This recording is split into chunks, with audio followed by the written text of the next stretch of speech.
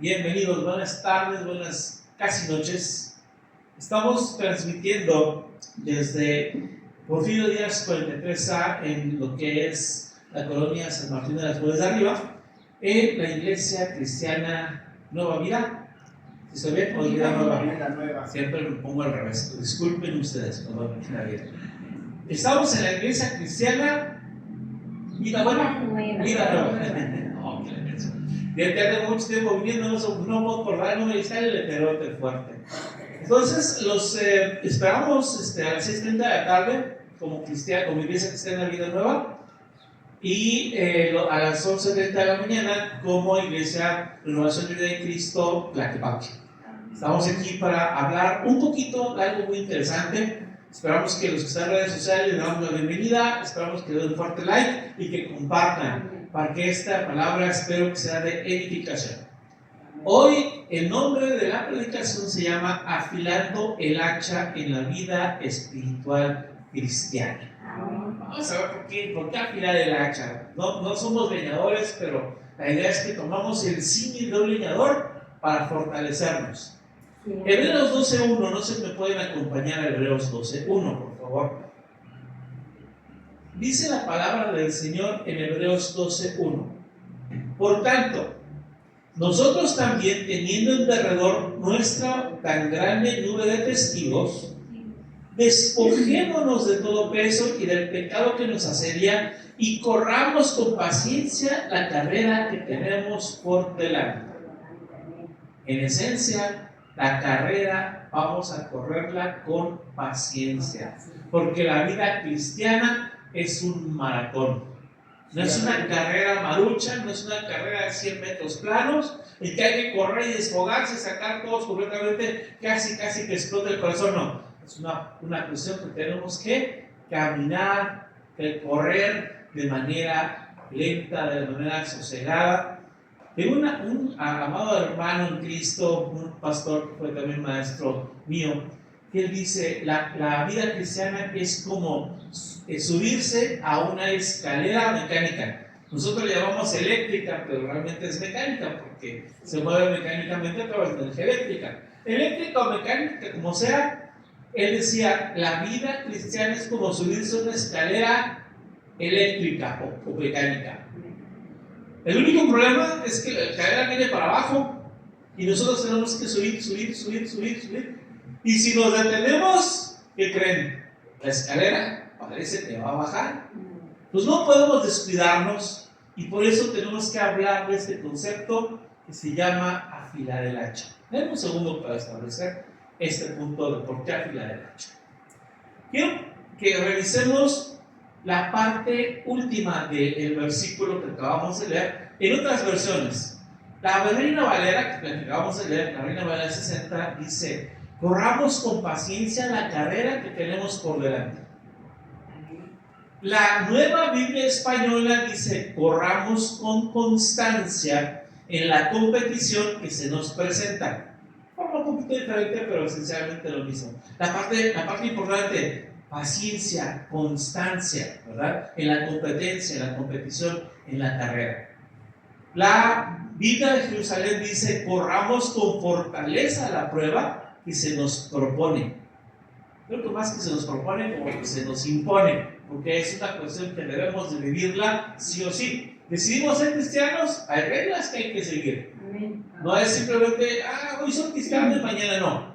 Soy cristiano de 8 a 10 y de 9 en adelante, de 11 en adelante, yo ya no sé nada de cristianismo. No, tenemos que ser cristianos 24/7. Las 24 horas, los 7 días de la semana, 365 días del año, y en año bisiesto 366, ¿verdad? Amén. La Nueva Traducción Viviente dice: quitémonos todo peso que nos impide correr, especialmente el pecado que tan fácilmente nos hace tropezar. Hay un libro, lo recomiendo mucho, a mí me gusta mucho leer, hay un libro que es de 1800 y canica, o sea, muchísimos años atrás. Se llama El progreso del peregrino. ¿Alguien lo ha escuchado? ¿Ha escuchado hablar? Bueno, si no lo ha escuchado, yo se lo recomiendo mucho. Es un libro que vale como 100 pesos en cualquier librería cristiana, 120 pesos, muy económico, muy sencillo. y habla básicamente de una persona que se llama Cristiano. No es Cristiano Ronaldo, él se hace cristiano y tiene una serie de encuentros con diferentes personas. Y cada persona tiene un nombre conforme a cómo trata al cristiano. Por ejemplo, alguno es, digamos, el que lo desanima o que está desanimado. Pero en algún momento específico hay un hombre que se llama consejero que le dice al cristiano: ¿por qué estás cargando ese peso? Dice el cristiano: ¿cuál peso? Pues el peso de la culpa, el peso del pecado que ya fue perdonado. Y cuando voltea el cristiano, ve que trae una mochilota gigantesca, así como esas de campamento, que está llena de remordimientos, llena de dolor, llena de tristeza y llena de los sentimientos que es: todos los pecados que cometí generaron un problema, generaron una carga. Y en ese momento, cuando se da cuenta que sus pecados han sido perdonados, él se quita esa mochila o ese fardo, lo hace a un lado y dice: me siento liviano, ahora puedo correr, porque antes todo ese peso no me dejaba avanzar. Cuando Bartimeo el ciego es sanado, poquito antes de ser sanado, viene Jesús caminando camino de Jericó con toda la gente, y de repente Bartimeo, que no veía pero sí escuchaba y había escuchado hablar a Jesús, viene Jesús de Nazaret. La Biblia dice que él empieza literalmente a graznar. ¿Han escuchado el graznido de un cuervo? ¡Hijo de David! ¡Ten piedad de mí! ¡Hijo de David! ¡Sálvame! Y la gente: cállate, no dejas escuchar, cállate, no molestes al maestro. Pero el maestro escucha ese graznido y dice: ¿quién? Casi ¿quién grazna, verdad? Dígale que venga. Y los primeros que dicen: cállate, ahora es: oye, te está hablando, ve hacia él. Lo primero que hace Bartimeo cuando se levanta, se quita el manto y lo avienta por allá para poder literalmente, en pasos de ciego, correr hacia el maestro. Esas cosas que nos estorban está hablando justamente lo que nos impide correr. Y muchas veces, ¿qué nos impide vivir la vida cristiana? Conozco cristianos con culpa. Conozco cristianos que no han dejado atrás el hecho de que sus pecados le han generado una culpa y dicen: no valgo nada, mi Señor Jesús no puede hacer nada por mí. Conozco cristianos, entrecomillados, que dicen: Dios está tan ocupado que mejor le rezo a un santo. Porque ¿cómo voy a molestar a Dios? ¿Cómo esta lacra, va a ir a molestar a Dios? Eso da la culpa. Pero me estoy desviando. Vamos a hablar específicamente de que, ya que nos quitamos eso, tenemos que despojarnos de lo que no nos sirve. ¿Cuándo han visto a alguien hacer una carrera de maratón con botas? ¿No? O peor aún, con tacones de aguja. Menos, ¿verdad? Necesitamos usar ropa deportiva.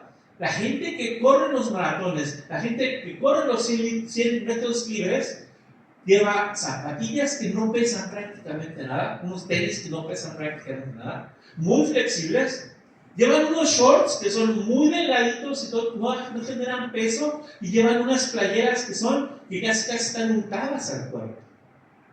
¿Por qué? Porque eso les quita toda resistencia y todo peso. Pero ahora viene la cuestión de correr. Yo tengo un amigo maratonista, un hermano en la fe que es maratonista de nuestra ciudad de Ensenada, y él dice que cuando va a correr un maratón, no es de los primeros que llega primero. Sí llega y trabaja bien y todo. O sea, se avienta el maratón en 1 hora 47 minutos, o sea, no es así como un supervelocista. Pero ¿saben qué hace ese muchacho? Él tiene que correr mínimo 25 kilómetros diarios 2 o 3 semanas antes del maratón para estar nuevamente en forma. De eso se trata esta enseñanza. ¿Cómo voy a prepararme para correr esa carrera? Imagínense, pasamos una parábola. Un leñador es contratado por una compañía, por una persona, no compañía, una persona que necesita leña, que necesita sacar madera. Y el leñador es muy trabajador, es muy bueno. Toma su hacha, se va y empieza a cortar árboles. El primer día, 18 árboles corta. Es un número importante, 18 árboles es bastante esfuerzo. Pero dice la historia que después, pasaron los días, el segundo día solo logró cortar 15 árboles. El tercer día solo logró cortar 10 árboles. Luego 7, luego 5. Y ya después de una semana, a duras penas podía cortar 2 árboles. Y va el capataz, va el supervisor y le dice: ¿pero qué te está pasando? Empezaste muy bien.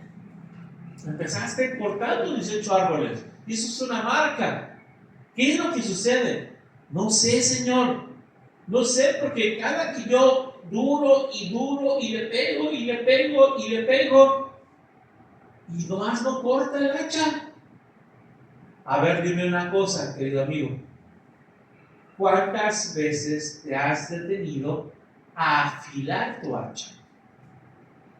No, estoy demasiado ocupado cortando árboles, no puedo perder tiempo afilando el hacha. Estoy demasiado ocupado. Y le dice: amigo, el problema es que tu hacha no tiene filo. Y por más que le golpees a un árbol en un hacha sin filo, no lo vas a cortar. Tienes que tomarte el tiempo, recogerte un poco, afilar regularmente tu hacha para que tu productividad se incremente. Y en ese momento, este señor, afilando su hacha, pudo mantener arriba de 18 árboles todos los días. La moraleja que nos dice de esto, hermanos, es: ¿cuánto tiempo dedicamos a afilar el hacha? En el trabajo secular, cuando trabajamos, no sé, si alguien, por ejemplo, trabaja, digamos, de herrero, tiene que tomar un tiempo para limpiar los terminales de su maquinita esta para soldar. Tiene que tener un tiempo para revisar la cegueta, para revisar cómo se encuentran los discos de corte, para que pueda ser efectivo y eficiente en su trabajo. Si alguien es contador, pues tiene que repasar matemáticas, hacer cuestiones de cálculo mental, porque a veces es más rápido hacer un cálculo mental que agarrar ¿cómo se llama? La calculadora, ¿no? Si alguien es ingeniero, pues tiene que estar constantemente repasando cuestiones de ingeniería. Por ejemplo, si es ingeniero civil, repasando cómo se encuentran las estructuras. ¿Qué tipo de estructura le voy a meter a un techo? ¿Qué tipo de concreto le voy a meter a una casa o a un edificio? Ese tipo de cuestiones son en las profesiones lo que tenemos que estar revisando constantemente. ¿Y qué hacemos nosotros como cristianos para afilar el hacha? ¿De qué hacha estamos hablando? Pues en esencia, de renovar el espíritu. Renovar el espíritu, estar constantes en la palabra, porque es, dijéramos, nuestra hacha, la cual debemos de afilar, tomar el tiempo. Exacto. Debemos tomar tiempo para pasarla con Dios, para pasarlo en el estudio de la palabra, porque ¿cómo crece nuestra fe, hermanos? Ayúdenme. ¿Qué dice la Biblia? Escuchando la palabra. La fe proviene por el oír y el oír por la palabra, y el oír por la palabra de Dios. Amén. Oye, pastor, pero yo nomás me la paso leyendo. Bueno, algo nos enseñaron en la escuela. Yo no sé ustedes, cuando yo empiezo a leer algo, Si le técnicas de lectura rápida, porque vas a lectura rápida, vamos agarrando rápido, escaneando así como la lectura. Pero cuando uno lee profundamente, ¿qué hace? En la mente estoy escuchando lo que estoy leyendo. Yo puedo estar con la boca cerrada y decir: llevad mi yugo sobre vosotros y aprended de mí, soy manso y humilde de corazón. Dice Jesús en Mateo 11:29. Soy manso y humilde de corazón. Él nos está enseñando que tenemos que ser así. ¿Cómo logramos entonces nosotros trabajar con el concepto de renovar nuestro espíritu? Ahí está Mateo 11:29. ¿Cómo? Una parte, oración constante. El Señor Jesús nos dijo: no hagan vanas repeticiones. Los que provenimos de otra escuela, lo pasábamos, amén. Al final de cuentas ya no terminábamos, nada más como que balbuceábamos. Pero aún en el cristianismo hay vanas repeticiones. Hay gente que ora diciendo: mi Señor esto, mi Señor lo otro, mi Señor aquí, sí Señor bendito, sí. Oh Padre Santo, te amo, te quiero decir, oh, Padre Santo eso, el Padre Santo, está haciendo muchas repeticiones. ¿Es necesario? No necesariamente. ¿Es malo? Tampoco. Queremos establecer una comunicación eficaz con Dios. ¿Vale? Y esa comunicación eficaz debe ser diaria. Apartar un tiempo para Dios. La Biblia nos dice orar sin cesar. Y no significa que agarremos a César y lo saquemos del cuarto para orar. Significa que oremos donde siempre estamos. Ahí donde, ¿qué estamos haciendo? ¿Estamos lavando los trastes? Estamos orando. Vamos manejando, vamos orando. Claro, sin cerrar los ojos, ¿verdad? Pero también es importante que apartemos un tiempo para Dios, para conversar con Papá Dios. También es importante tener lectura bíblica, porque la lectura bíblica es alimento para el alma y para el espíritu. Veamos el Salmo 51:10, por favor. Si me quieren acompañar, nos entrega Biblia. Salmo 51:10. Chequen, esa es una parte fundamental. Yo por mí mismo no puedo hacerlo. Tengo que pedir apoyo a mi Dios. Crea en mí, oh Dios, un corazón limpio y renueva un espíritu recto dentro de mí. ¿Qué está haciendo David? Clamando por renovación de su interior. Un cambio profundo que no puedo hacer yo, que no puedo hacer el psicólogo, que no puedo hacer el coach de vida, solamente lo puede hacer el Dios Todopoderoso. Adoración y alabanza. Hace rato, no sé, Dios me llevó a que tomáramos aquí en este punto, ¿cuántos aleluyas? Ay, los contó, yo no los conté. Una canción que hablaba como 50 veces aleluya, otra canción que hablaba otras 50 veces aleluya, y la última otras 50 veces aleluya. ¿Por qué digo 50? Porque no las conté, 50. No sean 50 del número, ¿verdad? Sin tomarlo en cuenta, sin saber cuántas, repetimos enorme cantidad de veces aleluya en un acto de alabanza, de adoración hacia nuestro Señor. ¿Y qué hace la alabanza y la adoración? Reconecta nuestro corazón con Él. Amén. Cuando alabamos a Dios, hablamos una parte importante de lo grande que es Él, de lo maravilloso que es Él, de lo excelso, de lo poderoso que es Él.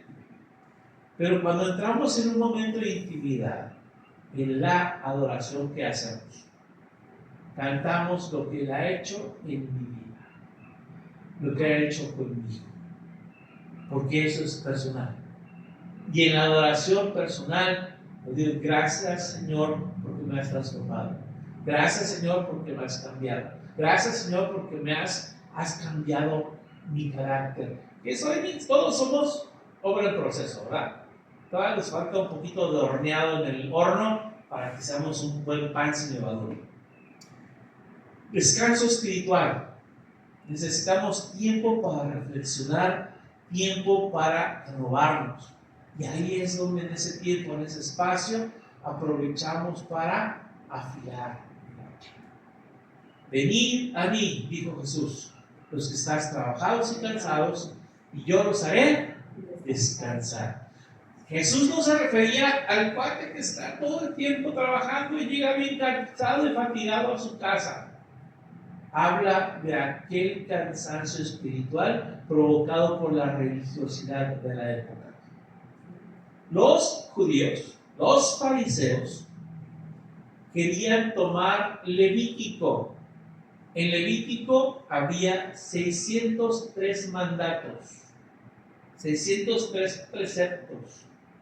Y aparte, en Éxodo y en Deuteronomio había 10 mandamientos. Los 10 mandamientos eran para todo el pueblo. Y los 603 mandatos eran para los actos que hacían los sacerdotes. Pero los fariseos querían obligar a todo el pueblo a tomar las dos leyes. La ley moral, los 10 mandamientos, y la ley ceremonial, los 603 preceptos. Pero la gente estaba cansada. No puedes hacer nada el sábado. Casi te van a cobrar por respirar el sábado.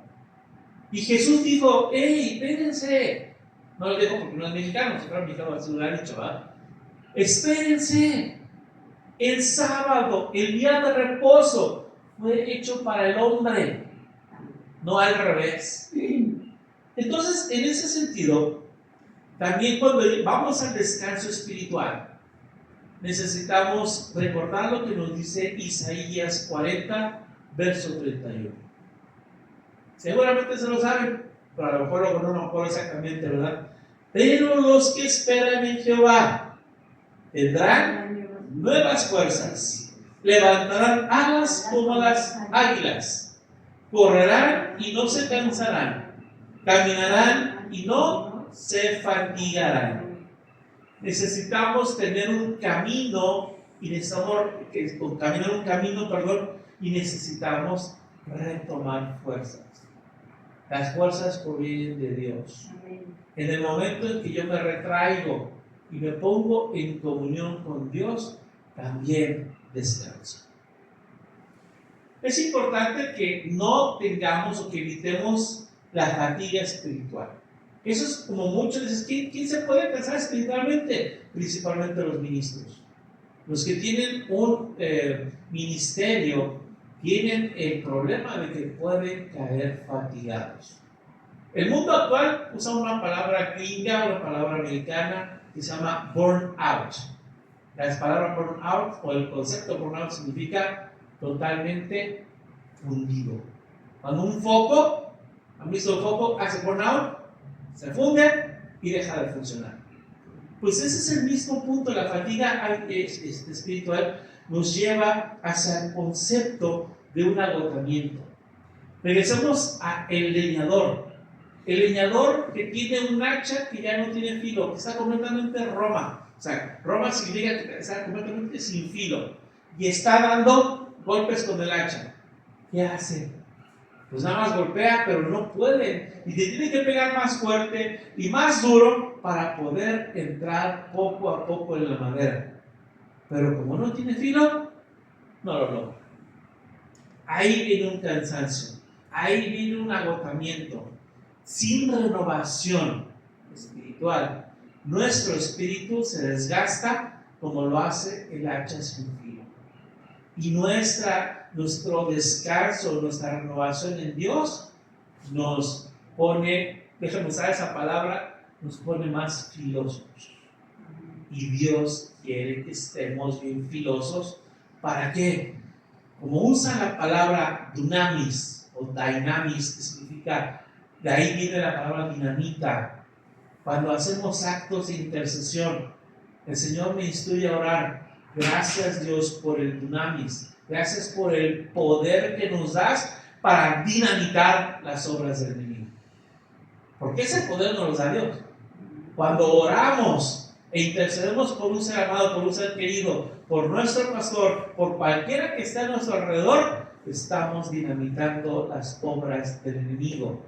¿Y qué hace la dinamita? No solamente las hace que se muevan tantito y se frunzan, ¿verdad? Las destruye.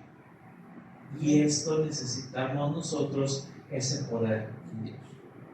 Entonces, parte del agotamiento, parte del descanso también es orar por los demás. Orar en el Espíritu. ¿Qué más podemos revisar en este punto? Podemos tomar también Mateo 11:28, ¿se acuerdan? Venid a mí los que están trabajados y cargados, porque yo los haré descansar. Tenemos que descansar en Cristo Jesús. ¿Qué tenemos que descansar? Primero, veíamos hace un momento, el fardo que venimos cargando ¿de qué? De culpa y de cosas que hicieron en nuestro pasado. Es que yo era bien malo, muy malo, realmente malo, ¿no? ¿Se acuerdan de esa serie? Los que están, los que pintamos caras, seguramente se acuerdan. ¿Verdad, manito? El punto es, quitémonos esa carga. Y segundo, también recordemos que Dios, Jesús, nos hace descansar. Hay un salmo hermoso que dice: en paz me acostaré y asimismo dormiré, porque solo tú, Señor, me haces, ¿cómo? Vivir confiado. Y dormir a gusto, ¿verdad? Así que así. Y necesitamos renovar nuestras fuerzas, hermanos. ¿Sí? Una parte bien importante que nos habla para la renovación de las fuerzas, podemos ver tres cosas aquí. Primero, Isaías 40:31, ya lo checamos: los que esperan en Jehová tendrán nuevas fuerzas. Sin embargo, podemos complementar con la segunda carta a los Tesalonicenses, capítulo 3, verso 13, que nos dice: no te canses, no se cansen pues de hacer el bien, porque cada que hago el bien pasa algo fabuloso. Me siento renovado, me siento que mis fuerzas han incrementado, y es una exhortación a perseverar. Y esa exhortación nos lleva a una sabiduría que no nos lleva al agotamiento, que no nos hace que nos cansemos. Éxodo 33:14: mi presencia irá contigo y te daré descanso. Qué hermosa promesa de parte de Dios. La presencia de Dios va con nosotros para defendernos, para cubrirnos, porque nuestro escudo nos alarga, para fortalecernos, porque nos atorra fuerte, pero también para darnos descanso. Si nosotros descansamos en esa promesa, Dios promete fortalecer nuestro espíritu. Y Hebreos 4, del 9 al 11, dice: por tanto, queda un reposo para el pueblo de Dios, porque el que ha entrado en su reposo también ha reposado en sus obras, como Dios de las suyas. Procuremos pues entrar en aquel reposo, para que ninguno caiga en semejante concepto de desobediencia. ¿En dónde tenemos reposo? En Dios. En Cristo Jesús tendremos reposo.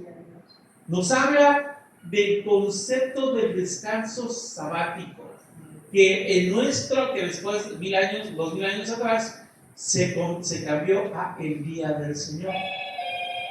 Porque ya no estamos hablando de darle un día a Dios, sino darle toda nuestra semana, darle todo nuestro año. Dios demanda de nosotros 24/7. Dios demanda de nosotros que estemos justamente en su reposo y en su descanso. También tenemos que reconocer que tenemos límites. Necesitamos buscar el descanso de Dios para no desgastarnos. No es lo mismo cuando teníamos 20 años, que tenía un jovencito que se ve joven aquí. La fuerza, la fortaleza del espíritu del joven es su fortaleza, ¿verdad? Sus ganas, sus energías. Ahora los que tenemos nietos, de repente, pues el nieto quiere correr y ¿sabes qué? Corro 2 cuadras y ya no, espérame, ya no aguanto. Hace 20 años, hace 30 años era otra cosa, pero tenemos que ir viendo que cada etapa de la vida nos lleva a un descanso en particular. No sé si es este. Hay algo que me está metiendo ruido aquí. ¿Se apaga? Sí. Yo escucho un zumbido aquí. ¿No? ¿Se apaga? Oh, gracias. Está raro, pero bueno, vamos, checamos. Número 3. Preparación y crecimiento continuo. Jesús le dijo, pero los discípulos le dijeron a Jesús, aumentanos la fe. Hay personas que han dicho que la fe es como un músculo.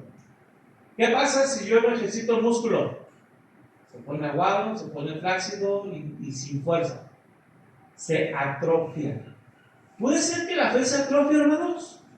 Definitivamente. Si no ejercitamos nuestra fe, esta fe se va a atrofiar. Por eso necesitamos preparación y crecimiento continuo. Chequemos qué dice la segunda carta de Pedro, capítulo 3, verso 18. Chequen, hay una cadena específica de cosas importantes. Antes bien, creced en la gracia y el conocimiento de nuestro Señor y Salvador Jesucristo. A Él sea la gloria, ahora y hasta el día de la eternidad. Amén. ¿Qué significa entonces esta cuestión importante de crecer en la gracia y el conocimiento de Cristo Jesús? Número 1, debemos estar capacitados en la palabra. Me encanta un panorama, un pasaje de Ezequiel 68, si no me recuerdo, Ezequiel 68, en el cual nosotros, los seres humanos, en ojos del profeta Ezequiel, observa del templo que sale un pequeño arroyo. Dice, conté 500 codos, y entonces el arroyo pequeño, en el que yo metí apenas mis pies, creció y ahora me llegaba a las rodillas. Seguía constante, seguía el arroyo, y otros 500 codos, y me llegaba ya hasta los lomos, hasta la cintura. Otros 500 codos y me llegaba hasta el cuello. Otros 500 codos y ya no podía estar, tenía que nadar porque me tapaba completamente. Una interpretación de esto es que el agua de vida se asemeja a la palabra de Dios. Y que a medida que vamos avanzando, que vamos creciendo, tenemos que encontrar un conocimiento más profundo de la palabra de Dios. Tenemos que prepararnos más para poder conocer más de la palabra de Dios.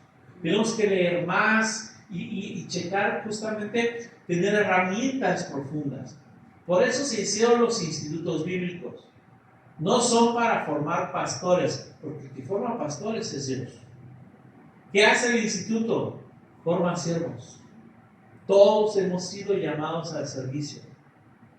¿Cómo vamos a hablarle a una persona de Dios? ¿Cómo vamos a hablarle y a sacar a una persona de un error en la doctrina?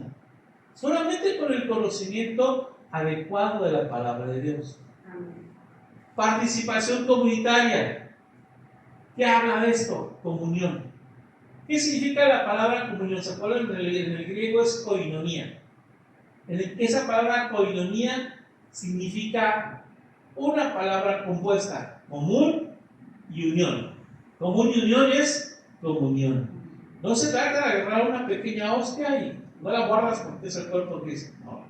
La común unión, la comunión es cómo nos interrelacionamos con mis hermanos en la fe. A veces uno de los hermanos puede decir, tengo este problema. ¿Quién no puede apoyar? Va a decir, pastor, échale, éntrale. Sí, pero somos una comunidad en la cual todos podemos ayudar a un hermano que tiene necesidad. Todos podemos dar una palabra, todos podemos dar un consejo. Está bien, ciertas personas se capacitan para ello, pero Dios da prudencia y Dios da conocimiento y Dios da sabiduría para decirle a alguien, descansa en Dios. Ponte, olvídate de tus pecados.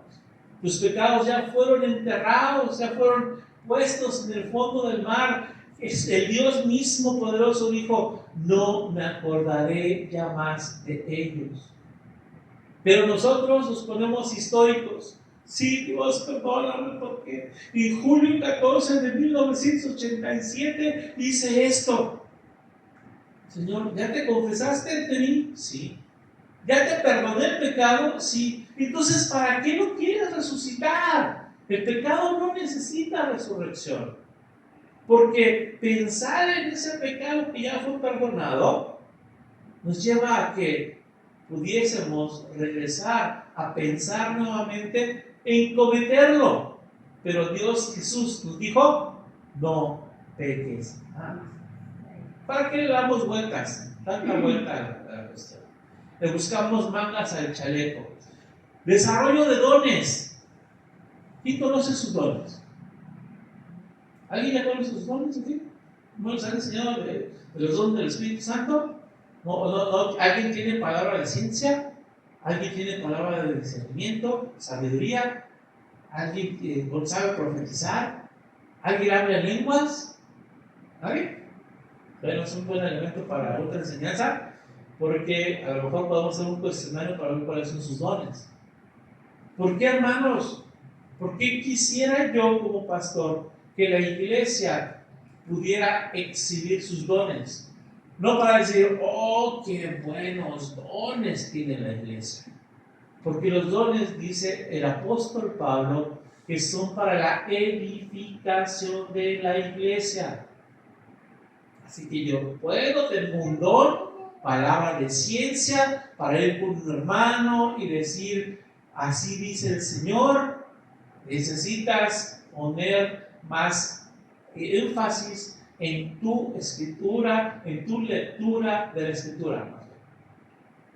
O puedo ir con una palabra de profecía.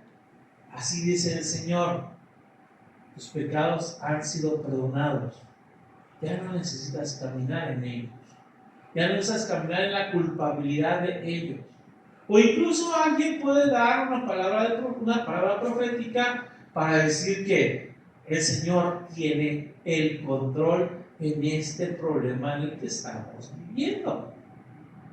Y eso es para la edificación de la iglesia. La iglesia se levanta, la iglesia de alguna forma resuelve sus problemas y encuentra consuelo para caminar el camino cristiano. Por eso la iglesia no es el templo. La iglesia somos estas piedras vivas que estamos aquí.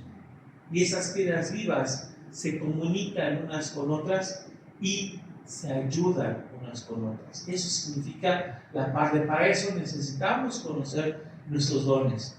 Porque dice el apóstol Pablo, todos tenemos dones.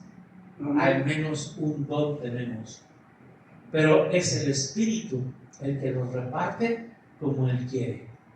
¿Cuál es nuestra responsabilidad? Tomar ese don y ponerlo por obra. ¿Para quién? Para la edificación de la iglesia y para la glorificación de Cristo. ¿Amén? Entonces, vamos checando. Tercero, dice aquí, actitud de aprendizaje. Déjame cambiar un poquito la cuestión. Llamémosle, tengo un amigo, mi amigo y pastor, que nos pastorea actualmente, le dice, corazón enseñable. Yo ya tengo 45 años en el cristianismo, ya me las sé todas, me sé la Biblia de pies a cabeza, me conozco todas las profecías, ya conozco a todos los personajes bíblicos, sé quién es Jocabed, sé quién es sé quién es cada uno, entonces, ¿qué me pueden enseñar? Corazón, ese es un corazón enseñable. Porque nuestra revelación en la palabra es progresiva. Es lo que dice, estamos practicando ahorita, el río de la palabra. Me voy metiendo primero a los tobillitos, luego a las rodillitas, luego a la cintura y luego me tapa. Necesitamos estar literalmente buceando en la palabra de Dios. Escudriñándola. Eso significa escudriñar. ¿Sabe qué significa escudriñar? Cavar profundo. Cavar un pozo. ¿Ustedes saben lo que hacen los pozos petroleros? Es un tubo que más o menos tiene unas 10 pulgadas, de unos 25 centímetros de ancho, pero se mete tubo tras tubo, tras tubo, tras tubo, kilómetros hacia abajo. Eso es escudriñar. Agarrar un versículo y rascar todo lo que viene alrededor del versículo para entender que Dios nos quiere enseñar. Escudriñar es meterse profundamente en la palabra. Pero para eso tengo que tener una actitud de aprendizaje. He leído el Salmo 23 200 veces, pero a lo mejor en la 201 Dios me da un rema. ¿Saben la diferencia entre un logos y un rema? Logos es la palabra que está escrita. Rema. En el rema, esta palabra en la Biblia parece que sale de la Biblia y se me pone aquí enfrente y hace un sentido en mi corazón y mi espíritu. Ese es un rema. Que Dios me está hablando por medio de un versículo diciéndome qué tengo que hacer. Amén. Ejemplo, ¿cuántas veces hemos leído, por ejemplo, aquella escritura en donde dice: maridos, amen a sus mujeres, no sean ásperos con ellas? Porque si son ásperos, lo estoy parafraseando, sus oraciones no pasarán del techo. Una versión parafraseada, yo le llamo la versión Reina Valedora, ¿verdad? En esta cuestión, el apóstol Pedro nos dice que si somos ásperos con nuestra mujer, con nuestra esposa, nuestras oraciones tendrán estorbo y no llegarán a Dios. Y luego decimos: Dios, ¿por qué te estoy orando y no me dices, no me contestas? No me han llegado tus oraciones, están atoradas en el techo porque no dejas de ser áspero con tu esposa. ¡Oh! ¡Es cierto! Ahí la palabra logos se convierte en un rema. Entonces, Señor, perdóname. Amor, perdóname. He sido ríspido, he sido áspero. Perdóname, por favor. Porque varones, recuerden que si su esposa es cristiana, es hija de Dios. Y tienen un buen suegro, el mejor suegro del mundo. Pero no creo que a ese suegro tan hermoso le guste que le maltratemos a su hija. Sobre todo si no somos cristianos, ¿no? Sobre todo si decimos que somos. ¿Qué dice Colosenses 1:10? Para que andéis como es digno del Señor, agradándole en todo, llevando fruto en toda buena obra y creciendo en el conocimiento de Dios. Hermano, pasa un año más. Algunos conocemos más o menos la fecha en la que nos convertimos. Y decimos, algunos conocen exactamente la fecha y la hora. No, yo me convertí el 7 de diciembre de 2007. A las 10 de la mañana con 45 minutos. Conocen todo. 2007 a 2025. La pregunta es, ¿cuánto hemos crecido? Porque no nos podemos quedar como enanos espirituales. Tenemos que crecer. Tenemos que, dice Efesios 4:10, que ha constituido 5 ministerios importantísimos: apóstol, profeta, evangelista, pastor y maestro. ¿Para qué? Para la edificación de la iglesia. ¿Hasta dónde? Hasta que alcancemos la estatura del varón perfecto que es Cristo Jesús. Si nos comparamos con Cristo, todos somos chaparritos. Pero la pregunta es, así como las mamás agarran y toman alguna pared en su casa y ponen al niño y le ponen una marca y dice Panchito 2 años con 3 meses, y luego 2 meses después lo vuelve a medir y ve que ha crecido poquitas rayitas y luego ven que después de cierto tiempo no quieren pintar la pared porque tienen ahí la historia de cómo Panchito fue creciendo hasta llegar a los 2 metros. Pues nosotros tenemos una medida que se llama Cristo. ¿Estamos creciendo? ¿Cómo seguimos creciendo? No podemos quedarnos, podemos estancarnos. Nuevamente, la vida cristiana es una escalera que si me detengo, me va a regresar. Porque siempre va a haber problemas alrededor. Siempre va a haber pruebas, siempre va a haber enfermedades, siempre va a haber, decía el Señor Jesucristo, aflicciones. En el mundo tendréis aflicciones. ¿Qué dice Hebreos 5:12? Básicamente nos exhorta a dejar la leche espiritual. Básicamente nos dice que tenemos que avanzar a la comida sólida, comiendo madurez, creciendo en madurez. Al principio nos dan el ABC de la palabra, pero tenemos que ir tomando cosas más sustanciosas. Al principio tal vez nos hablan solamente de la genealogía de Cristo, algo relativamente sencillo que indica salud. En Mateo nos indica que Él es hijo de David, hijo de Abraham. Y en Lucas, que es hijo de David, hijo de Abraham, hijo de Adán. Y ahí es donde se establece que es el Adán postrero, el que habría de traer redención al mundo. Pero llega un momento en que nos habla Juan, y nos habla de el Consolador, el Paracleto. Nos habla también, por ejemplo, Pedro.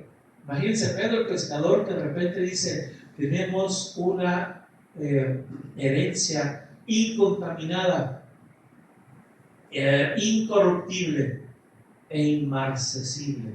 ¡Wow! ¿Qué es eso? ¿Qué palabra es esa? Hay que ir al diccionario para entenderla. Una herencia que no se marchita. Y vamos con Pablo a Romanos. Romanos 1:4. Jesucristo viene del linaje de David en la carne y es muerto y resucitado. Y cuando resucita es llamado Hijo de Dios con poder. Para quitar cualquier duda de quién era Jesucristo. ¿Ver? Nosotros tenemos que ser, ¿para qué queremos afilar el hacha? Porque necesitamos ser efectivos. Tenemos una participación en la obra. ¿Cómo? ¿Cómo llenamos esas sillas vacías? Invitando a gente a que venga, invitando a nuestra familia, predicándoles a ellos, dándoles un mensaje de esperanza, animándolos a que se acerquen a Dios. Es una forma en la que normalmente los que dicen por ahí que las ovejas producen más ovejas. Las ovejas son las que todos somos evangelistas, principalmente los que estamos congregándonos. Tenemos la cuestión, tenemos 2 mandatos, 2 llamados. Uno viene en Marcos 15, ir y anunciar el evangelio a toda criatura. Y uno más poderoso en Mateo 28, vayan y hagan discípulos a todas las naciones. Esa es una parte importante que tendremos que trabajar. Y en eso no necesitamos un doctorado en teología, pero sí necesitamos tener una preparación para ser efectivos. Porque a lo mejor un recién convertido se para en una plaza y les dice: arrepiéntanse pecadores porque el reino de los cielos ha venido. Y aquel que no quiera al infierno, venga para acá que tengo un plan. ¡Wow! ¡Qué efectivo podría ser eso! La gente dice: no, pues este cuate mejor me va a invitar a una secta, a lo mejor me voy por otro lado. Pero si le hablamos del amor de Cristo, el amor de Jesús, de cómo Él entregó su vida por nosotros porque necesitábamos un Salvador, algo diferente tendría que ser. Necesitamos una conexión con Cristo. En Juan 15:5 Él decía: yo soy la vid y ustedes las ramas. Habla de los pámpanos, las ramas. Las ramas son injertadas en el árbol. Y a partir de que son injertadas, la savia de vida que viene en el árbol empieza a correr por la rama. ¿Y qué hace la rama? Da frutos. Da mucho fruto. ¿Nosotros queremos dar fruto? Amén, yo sí quiero dar fruto. ¿Qué necesito? Estar conectado con la rama. Si estoy separado de la rama, solamente me voy a, de la vid, ¿qué voy a hacer? Pues una rama que se seca, que se marchita y que nunca va a dar fruto. Y va a ser buena para la leña, nada más. Y en ese punto importante podemos nosotros trabajar y dar fruto abundante. La misma cuestión, Juan 15:5. Dice, yo soy la vid y ustedes son los pámpanos. La segunda parte dice, el que permanece en mí lleva mucho fruto. Crecimiento, que dice 2 Pedro 3:18, crezcan en la gracia y en el conocimiento de Cristo Jesús. Y el servicio efectivo, dice Pablo en 1 Corintios 15:58, crezcan en la obra del Señor siempre. ¿Qué está hablando aquí? Crecer, crecer, crecer y llevar fruto. Y es la manera en la que podemos afilar el hacha. Pero muchas veces tenemos que depender. El 99.999% de las veces tenemos que depender de que Dios nos dé esa savia de vida para que nosotros podamos dar ese fruto. ¿Eh? ¿Cuáles son las aplicaciones prácticas? Así como una especie de mini resumen. Tiempo diario con Dios. ¿Estamos dedicándole un tiempo a Dios o es si acaso te queda un cachito de tiempo? Había una canción de tríos en los años 60, por ahí 70, que hablaba acerca de el tiempo que te quede libre, si es posible, dedícalo a mí. Pero Dios no te va a pedir que hagas eso, hermano. No es el tiempo que te quede libre. Apartemos un tiempo para Dios. Dediquemos momentos específicos para la lectura y para la comunión con Dios todos los días. ¿Necesitamos descansar? Sí, pero las vacaciones espirituales no existen, porque el diablo no descansa. Eso es importante, porque el diablo anda como león rugiente, esperando a ver quién se duerme. Y el que se duerme se lo lleva a la corriente, ¿verdad? No dice, el camarón que se duerme amanece en un cóctel. Reconozcamos nuestros límites, aprendamos a descansar y buscar renovación cuando empecemos a sentirnos agotados. Participen en comunidad. ¿Cómo se involucran en la iglesia? La iglesia necesita de ustedes, necesita de su apoyo amoroso, necesita de su aportación, necesita específicamente que ustedes se involucren en las obras que tiene la iglesia. Los niños necesitan maestros. ¿De dónde van a salir los maestros de niños? Si no es entre los congregantes. Ahí es donde necesitamos estar involucrados. Identifiquemos nuestros dones, oremos, oren al Señor, por favor. Pídanle, Señor, revélame mis dones, pero dame la fortaleza para ponerlos por obra. Y cuando hablo de dones, no hablo de talentos. Si alguien canta bonito, qué bonito, pero el talento no es un don. El cantar no es un don, es un talento. El cantar no necesita algo sobrenatural, es algo natural que todos podemos cantar. Como digo, aunque sea como Melesio, feo pero bien recio, ¿verdad? Pero aparte, hermanos, los dones, 1 Corintios 12 nos habla de 9 dones importantes, los carismas del Espíritu Santo, palabra de conocimiento, palabra de ciencia, don de discernimiento de espíritus, habla de don de fe, habla de don de profecía, habla de don de lenguas, don de interpretación de lenguas. Llevo siempre, me faltan 2 números, son todos completos. De ahí, algunos de ellos podemos nosotros tener. Romanos 12 también nos habla de otros, don de servicio. Yo puedo a lo mejor apoyar para la limpieza de las sillas, o a lo mejor puedo apoyar para, por ejemplo, para traer un cafecito para los demás hermanos. Ese es un don de servicio. Personas que se pueden decir, me toca, yo denme la oportunidad, pastor, de aportar. Y me paro en la ¿cómo se llama? En la puerta recibiendo a las personas. Otro don, por ejemplo, que puede ser de servicio, es que alguno se para allá afuera y agarra a un fulano que se vaya pasando, que lo ven, que esté así atribulado, véngase para acá, siéntese porque va a recibir una palabra poderosa. No, está para allá. Pero esa es una parte importante. Los dones de evangelismo también existen. Sí. ¿Cómo puedo servirle a mi familia? Volteen, por favor, que está a su lado, o atrásito, a un ladito. ¿Saben qué son familia? No solamente es familia, algunos ya nos dijeron que algunos hermanos, algunos tienen aquí familia nuclear, papá, mamá, hijos. Pero volteen a un lado, todos los demás que estamos somos hermanos. Somos familia de la ciudadanía de Cristo. Somos familia de la ciudadanía del reino de Cristo. Y eso es hermoso. ¿Y saben qué va a pasar? Si de repente el que está al lado o el que está atrás, no sé, como que no me cae muy bien, híjole, si es tu hermano, si entregó su vida a Cristo y usted ha entregado su vida a Cristo, le tengo una noticia. En el cielo van a compartir la eternidad con Dios. Amén.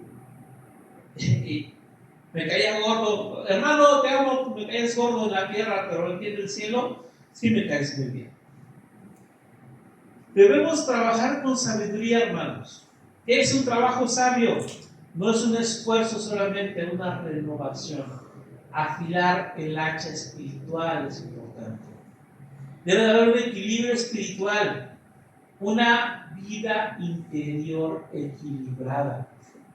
Porque a veces pensamos en puros carismas, en puros dones, pero a Dios nos dio los dones para edificar a la iglesia. ¿Qué significa edificar a la iglesia? Hacerla crecer, principalmente en carácter. ¿Han escuchado la frase ¿qué haría Jesús? Es que viene esta persona y como que ¿qué haría Jesús?